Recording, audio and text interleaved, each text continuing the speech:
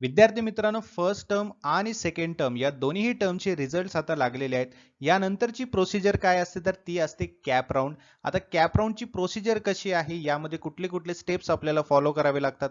एकही स्टेप जर आपण चुकवली तर यामध्ये ऍडमिशन आपलं रद्द होऊ शकतं.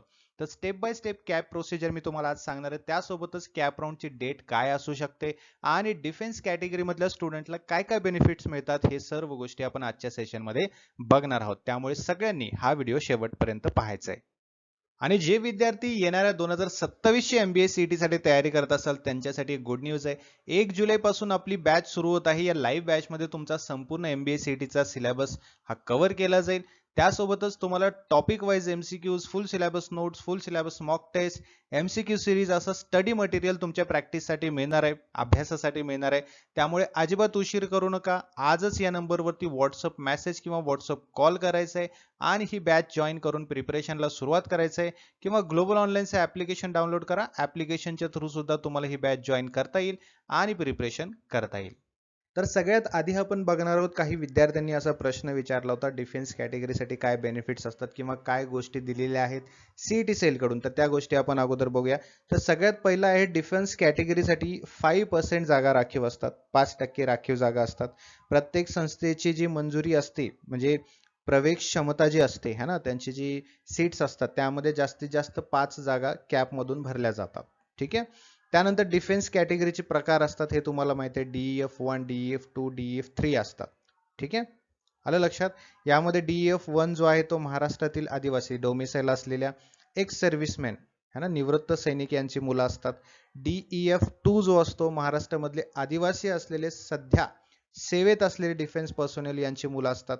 आणि DEF3 म्हणजे महाराष्ट्राच्या बाहेरील सेवेत असलेले पण महाराष्ट्रात बदली झालेले है ना, यांच्या कुटुंबाच्या शिक्षणासाठी काही डिफेन्स पर्सनल असतील त्यांचे मुलं या DEF3 मध्ये बसतात. ठीक आहे. सो हे तुम्हाला लागणार आहे. मग कागदपत्र कुठली लागतात, तर कागदपत्र लागतात तुम्हाला सामान्य कॅप राऊंड साठी जे डॉक्युमेंट्स लागतात ते तर मी तुम्हाला सांगितलं ते लागतील तुम्हाला. त्यानंतर तुमचा प्रोफॉर्मा CDE तुमच्या DEF श्रेणीनुसार ते घ्यायचंय है ना. पालकांचे सर्व्हिस सर्टिफिकेट घ्यायचं आहे है ना, किंवा discharge book, ex serviceman certificate है ना. त्यानंतर आवश्यक जर असेल तर डोमेसाईल सर्टिफिकेट पण घ्यावं लागेल. डोमेसाईल काढूनच घ्या, त्यापेक्षा बेटर राहील है ना. कॅप इन्फॉर्मेशन ब्रोशर मध्ये नमूद केलेले इतर संबंधित कागदपत्र जे तुम्ही आता सीईटी सेलच्या वेबसाईटवर पण पाहू शकता, ते कागदपत्र पण तुम्हाला ठेवायचे आहेत. ठीक आहे. सो हे डॉक्युमेंट्स तुम्हाला लागतील कॅप राऊंडच्या वेळेस. त्यानंतर डिफेन्स विद्यार्थी जे असतात, म्हणजे डिफेन्स मधून जाणारे जे विद्यार्थी असतात रजिस्ट्रेशनसाठी, त्यांची एक मेरिट लिस्ट वेगळी लागत असते, हे लक्षात ठेवा. वेगळी मेरिट लिस्ट लागणार आहे. ठीक आहे. आर्मी, नेव्ही, एअरफोर्स यामधील जे डिफेन्स पर्सनल आहेत त्यांच्या मुलांसाठी हे डिफेन्स कॅटेगरी जी आहे, DEF कॅटेगरी जी आहे ती केलेली आहे. ठीक आहे. सो हे बेनिफिट्स, ह्या गोष्टी महत्वाच्या आहेत डिफेन्स कॅटेगरी वाल्यांसाठी. आता आपण सुरू करूया. कॅप राऊंडचं प्रोसेस कशी असते. सगळ्यात पहिलं तर रजिस्ट्रेशन असतं. ठीक आहे. पर्सनल डिटेल्स तुमचे त्या रजिस्ट्रेशन मध्ये टाकावे लागतात. रिझल्ट लागल्यानंतर हे रजिस्ट्रेशन सुरू होतं. ठीक आहे. आता ते कधी रजिस्ट्रेशन होणार आहे, त्याची एक्झॅक्ट डेट काय असेल, काही अपेक्षित डेट्स आहेत ते आपण शेवटी बघणार आहोत, ते पण पाहून घ्या. ठीक आहे. सीईटीचे डिटेल्स लागतील, तुमचे मार्कशीट, तुम्हाला किती स्कोर पडलाय वगैरे, हे सर्व रिझल्ट तुमचा लागेल. अकॅडमिक डिटेल्स तुमचे लागतील, SSC है ना, HSC वगैरे याचे डिटेल्स लागतील, तुमचे ग्रॅज्युएशनचे. कॅटेगरी डिटेल्स लागतील, तुम्ही जर कॅटेगरीमध्ये असाल है ना, SC ST किंवा ओपन काही असाल तर सॉरी SC SC ओपनवाला नाही, SC SC वाला कॅटेगरी असेल तर तुमचे कॅटेगरी डिटेल्स लागतील है ना, कास्ट सर्टिफिकेट वगैरे. त्यानंतर तुमचे डॉक्युमेंट जे आहे ते तुम्हाला अपलोड करावे लागतील. ठीक आहे. जेव्हा गरज असेल तेव्हा तिथे तुम्हाला अपलोड करावे लागतील. राईट. त्यानंतर एकदा का रजिस्ट्रेशन तुमचं झालं त्यानंतर होतं डॉक्युमेंट व्हेरिफिकेशन. ओके. आता डॉक्युमेंट व्हेरिफिकेशन हे दोन प्रकारे होत असतं. एक होतं तुमचं ई स्क्रुटिनी आणि दुसरं होतं फिजिकल स्क्रुटिनी. आता स्क्रुटिनी म्हणजे काय, स्क्रुटिनी म्हणजे तुमचं व्हेरिफिकेशन, तुमची चेकिंग. स्क्रुटिनी म्हणजे चेक केलं जातं. ई स्क्रुटिनी म्हणजे तुमचं इलेक्ट्रॉनिक पद्धतीने व्हेरीफाय केलं जातं, स्क्रुटिनी केलं जातं, चेक केलं जातं.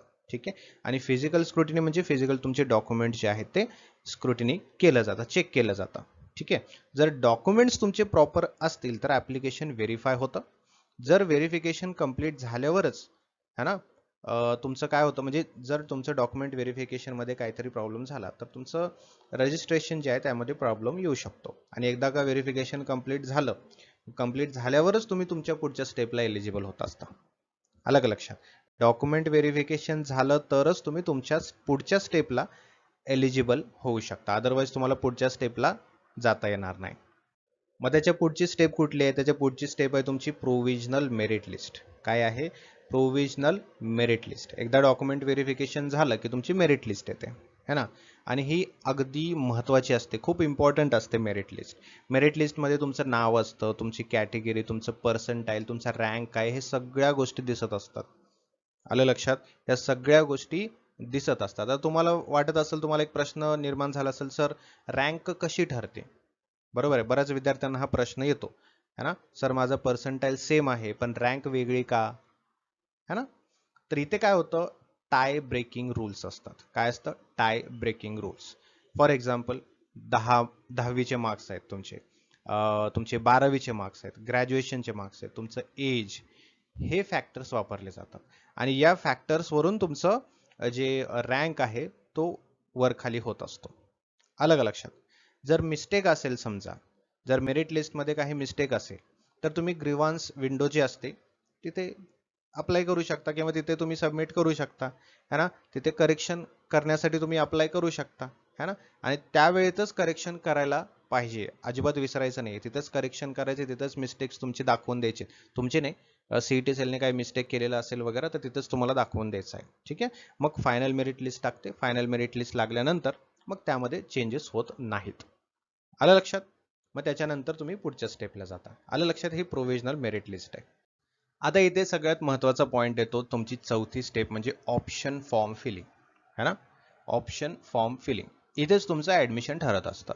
खूप स्टुडंट्स काय करतात, ही जी स्टेप आहे ती कॅज्युअली घेत असतात, इथे जास्त महत्त्व देत नाहीत, है ना? इग्नोर करत असतात काही वेळेला, मग नंतर ते रिग्रेट करत बसतात. आलं का लक्षात?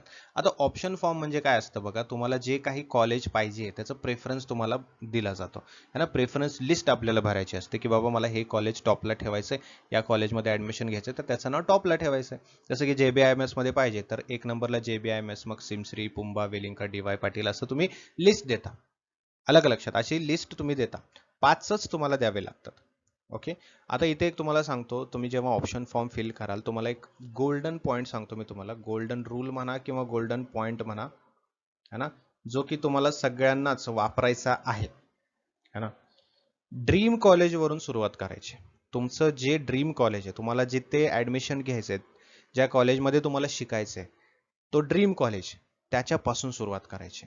म्हणजे त्याचं नाव अगदी वरती ठेवायचं तुम्हाला, है ना? अलॉटमेंट सिस्टीम जी असते ती कशी चालते, ती टॉप टू बॉटम चालत असते, त्यामुळे वरून सुरुवात होते. मग तुमचं ड्रीम कॉलेज आहे ते वरती असायला पाहिजे ना. सो ड्रीम कॉलेजची लिस्ट देताना, म्हणजे कॉलेजची लिस्ट देताना, प्रेफरन्स देताना तुमचं ड्रीम कॉलेज अगदी टॉपलाच असलं पाहिजे, है ना? कारण जर वरचं कॉलेज मिळालं नाही तर सिस्टीम काय करतं, पुढच्या रेफरन्सला ढकलतं, पुढच्या रेफरन्सला वळत असतं. आलं ना? म्हणजे JBIMS समजा नाही मिळालं तर सिमश्रीकडे जातं, बट तुम्हाला JBIMS पाहिजे तर JBIMS फर्स्टच पाहिजे. आलं लक्षात? हे गोल्डन रूल आहे तुमचा. ओके. आणि दुसरी गोष्ट लक्षात ठेवा, तुमच्या मनामध्ये हे पण असेल की सर आम्ही किती कॉलेज प्रेफरन्समध्ये टाकायचे, प्रेफरन्स लिस्टमध्ये किती कॉलेज टाकायला पाहिजे, है ना? तुम्ही जास्तीत जास्त कॉलेज भरायचं, है ना? सेफ, मॉडरेट असायला पाहिजे आणि तुमचं ड्रीम, राईट? असं तुम्ही सेफ गेम खेळायचं आहे आणि फक्त टॉप कॉलेजेस भरायचं आहे असं नाही. टॉप कॉलेजेस भरून टॉप कॉलेज तर टॉपलाच ठेवायचं तुम्हाला लिस्टला, पण त्यासोबतच तुम्हाला बाकीचे कॉलेज पण द्यायचे आहे ना? कारण जर समजा या टॉप कॉलेजचंच तुम्ही नाव दिलं आणि याच्यामध्ये सीट तुम्हाला नाही मिळाली, मग तो नंतर प्रॉब्लेम होऊ शकतो, राईट? सो बाकीचे कॉलेज पण तुम्हाला द्यायचं आहे. ओके. आता याच्यामध्ये कधी कधी चुका होतात आपल्या. काय चुका होतात? आपण कमी कॉलेज भरतो. आपण, जसं की मी तुम्हाला सांगितलं की तुमचा जो ड्रीम कॉलेज आहे तो सुरुवातीला ठेवायचा आहे, है ना? आपण असं करत नाही, आपण रॅन्डमली ऑर्डर करत असतो, रॅन्डम ऑर्डरमध्ये ठेवत असतो, त्यामुळे आपली चूक होऊन जाते, है ना? आपल्याला जे कॉलेज पाहिजे ते टॉपवरून घ्यायचं, कारण मी जसं तुम्हाला सांगितलं की अलॉटमेंट लिस्ट जी आहे ते टॉपपासून चालते, टॉप टू बॉटम होत असते, त्यामुळे. ठीक आहे. त्यानंतर प्लेसमेंट चेक करायला पाहिजे, प्लेसमेंट अगोदर चेक करायचे, हॉस्टेल, तुमचं लोकेशन, या सर्व गोष्टी बघूनच चेक करायचं, सगळं बघूनच प्रेफरन्स लिस्ट द्यायची तुम्हाला, है ना? या चुका अवॉइड करायच्या आहेत की बाबा हॉस्टेल लोकेशन बघायचं नाही, इग्नोर करायचं, फक्त कॉलेज बघायचं आणि कॉलेजचं नाव द्यायचं, बाकी सब देख लेंगे भगवान भरोसे, असं नाही करायचं आहे. सर्व गोष्टी चेक करायच्या आहेत. ठीक आहे. या सगळ्या प्रोसिजर झाल्या की मग तुमची होते कॅप राऊंड अलॉटमेंट सुरू. ठीक आहे. आता यामध्ये कॅप राऊंड असतात जवळपास 1 2 3 4 कॅप राऊंड असतात आणि सुरुवातीला रिझल्ट लागतो तो कॅप राऊंड 1 चा. राईट. मग इथे तुम्हाला कोणतं कॉलेज अलॉट झालेलं आहे कॅप राऊंड 1 मध्ये, लिस्ट 1 मध्ये, हे तुम्हाला दाखवलं जातं. आता अलॉटमेंट कसं होतं, तर काही सिस्टीम चालत असते, जसं की तुमचा पर्सेंटाईल, तुमची कॅटेगरी, मेरिट रँक कसा आहे, सीट अवेलेबिलिटी किती आहे त्या कॉलेजच्या, राईट. ऑप्शन फॉर्ममध्ये तुम्ही काय प्रेफरन्स दिलेला आहे, या सर्व गोष्टीवरती तुमचं कॅप राऊंड किंवा तुम्हाला मिळणारं कॉलेज जे आहे ते ठरत असतं. अशी सीट अलॉटमेंट होत असते. राईट. मग कॅप राऊंड 1 मध्ये तुमचं नाव नसेल तर तुम्ही काय करू शकता, बेटरमेंट करू. समजा तुमचं नाव आलेलं आहे बट तुम्हाला ते कॉलेज नको असेल तर तुम्ही बेटरमेंट करू शकता. ठीक आहे. किंवा तुम्हाला जर तेच कॉलेज हवं असेल जे तुम्हाला कॅप राऊंड 1 मध्ये दिले तर तुम्ही फ्रीज करू शकता. ते मी पुढे सांगणार आहे तुम्हाला. ठीक आहे. सो कॅप राऊंड 1 जी आहे त्याची लिस्ट पहिल्यांदा लागत असते. त्यानंतर बघा, एकदा का लिस्ट लागली तर मग तुम्हाला एक ऑप्शन मिळतो की बाबा तुम्हाला जी लिस्टमध्ये दिलेला आहे किंवा या कॅप राऊंड 1 च्या रिझल्टमध्ये जो कॉलेज आपल्याला दिलेला आहे तो कॉलेज हवा आहे की आपल्याला दुसरा कॉलेज हवा आहे. कारण याच कंडिशनला विद्यार्थी कन्फ्यूज होत असतात. आता समजा की कॅप राऊंड 1 च्या रिझल्टनुसार तुम्हाला जी काही सीट अलॉट झालेली आहे, ज्या कॉलेजची सीट अलॉट झालेली आहे, तेच कॉलेज तुम्हाला हवं असेल, तिथंच ऍडमिशन घ्यायचं असेल तर तुम्हाला काय करायचं आहे, फ्रीज करायचं आहे. काय करायचं, फ्रीज करायचं. आणि तुम्हाला ते कॉलेज नको असेल आणि दुसऱ्या कॉलेजमध्ये ऍडमिशन घ्यायचं असेल तर तुम्ही काय करू शकता, बेटरमेंट करू शकता. बेटरमेंटचा अर्थ काय, बेटरमेंट म्हणजे तुम्हाला आणखीन बेस्ट कॉलेज पाहिजे तर आम्ही काय करतोय, दुसरी एक ऑप्शन घेत आहोत किंवा दुसरा चान्स घेत आहोत आणि पुढच्या कॅप राऊंडसाठी आपण रेडी होत आहोत. बरोबर आहे ना. जर अलॉटेड कॉलेज फायनल करायचं असेल तर तुम्ही फ्रीज करायचंय आणि जर तुम्हाला बेटर कॉलेज ट्राय करायचं असेल तर तुम्ही बेटरमेंटचं ऑप्शन निवडायचं आहे. आता कॅप राऊंड कधी सुरू होणार, काही अपेक्षित वेळापत्रक आहे आपल्याकडे कारण रिझल्ट लागलेलाच आहे, राईट. तर रजिस्ट्रेशन पहिलं सुरू होतं. तर कॅप रजिस्ट्रेशन कधी सुरू होणार, तर एकतर आता जून संपलेला आहे तर जुलैच्या पहिल्या आठवड्यापर्यंत किंवा दुसऱ्या आठवड्यापर्यंत तुमचं रजिस्ट्रेशन सुरू होईल. त्यानंतर डॉक्युमेंट व्हेरिफिकेशन होतं, ते जुलैमध्येच होणार आहे. प्रोव्हिजनल मेरिट लिस्ट लागेल, फायनल मेरिट लिस्ट, इथपर्यंत जुलैपर्यंत हे सर्व गोष्टी होतील. कॅप राऊंड 1 जो आहे तुमचा ऑप्शन फॉर्म तो जुलैच्या शेवटपर्यंत सुरू होऊ शकतो आणि जे सीट अलॉटमेंट आहे ते ऑगस्टच्या पहिल्या आठवड्यापर्यंत किंवा जुलैच्या शेवटपर्यंत हे होऊ शकतं. हे अपेक्षित वेळापत्रक आहे, हे फायनल वेळापत्रक नाहीये, हे एक्झॅक्ट वेळापत्रक नाही. अपेक्षित आहे की असं तुमचं डेट असू शकतं, अशी तुमची डेट असू शकते आणि तुम्ही तुमच्या प्रिपरेशनला म्हणजेच डॉक्युमेंट तयार करणं है ना, रजिस्ट्रेशनसाठी लागणाऱ्या गोष्टी, यासाठी या प्रिपरेशनला सुरुवात करायची आहे. ठीक आहे. आणि या व्यतिरिक्त आणखीन काही अडचण असेल तर कमेंट बॉक्समध्ये विचारू शकता. आणि दुसरी महत्त्वाची गोष्ट म्हणजे 1 जुलैपासून आपली लाईव्ह बॅच सुरू होत आहे 2027च्या MBA CETच्या प्रिपरेशन करिता. त्यामध्ये तुमचा MBA CETचा संपूर्ण सिलेबस हा लाईव्ह सेशन्समध्ये कव्हर केला जाईल. या लाईव्ह सेशन्समध्ये मराठी प्लस इंग्लिश या कंबाईन लँग्वेजमध्ये आपले इंटरॅक्टिव्ह सेशन्स असणार आहेत. जर तुम्हाला काही अडचण असेल, लाईव्ह सेशन अटेंड नाहीच करता आला तर त्याचं रेकॉर्डेड व्हर्जन तुम्हाला मिळेल, म्हणजे तुमची स्टडी कन्सिस्टंटली चालू राहील. ओके.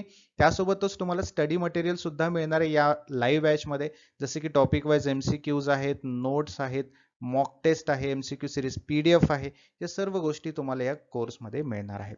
म्हणजे तुमची संपूर्ण स्टडी यातून होणार आहे आणि तुमच्या येणाऱ्या है ना ॲडमिशन प्रोसेससाठी तुम्हाला ज्या कॉलेजमध्ये ॲडमिशन घ्यायचं आहे तितकं पर्सेंटाईल तुम्हाला या प्रिपरेशनमधून मिळणार म्हणजे मिळणारच. तर 1 जुलैपासून आपली बॅच जी आहे ती सुरू होत आहे. तुम्ही सुद्धा या बॅचचा लाभ घ्या. या दिलेल्या नंबरवरती व्हॉट्सअप मेसेज किंवा व्हॉट्सअप कॉल करा आणि प्रिपरेशनला सुरुवात करा किंवा ग्लोबल ऑनलाईनचं ॲप्लिकेशन डाउनलोड करा. ॲप्लिकेशनच्या थ्रू सुद्धा तुम्ही ही बॅच जॉईन करून तुमचं प्रिपरेशन करू शकता. प्ले स्टोअरवरती जायचं, ग्लोबल ऑनलाईन सर्च करायचं, ॲप्लिकेशन इन्स्टॉल करायचं. ओपन केल्यानंतर खाली तुम्हाला इथं स्टोअर सेक्शन दिसेल, स्टोअर सेक्शनमध्ये जायचं, सर्च बॉक्स दिसेल, सर्च बॉक्समध्ये MBA CET सर्च केलं की तुम्हाला हा कोर्स दिसेल, त्यावरती क्लिक करायचं आणि जॉईन नाव करून प्रिपरेशनला सुरुवात करायचं. ठीक आहे. या व्यतिरिक्त काही अडचण असेल तर कमेंट बॉक्समध्ये विचारा, मी त्याचं सोल्युशन नेक्स्ट सेशनमध्ये देईन. ठीक आहे. Thank you so much. Have a great day. See you in the next session.